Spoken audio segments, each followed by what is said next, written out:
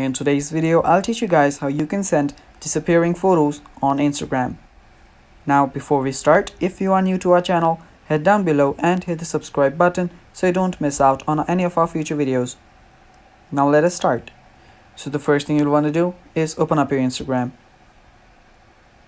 Now after you open up your Instagram, what you'll want to do is go to the DM section.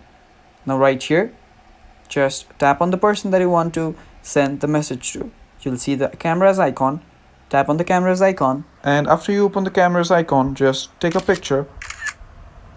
And after you've taken a picture, you'll see on the bottom left corner you have different settings. Now first, by default, it will be on allow replay.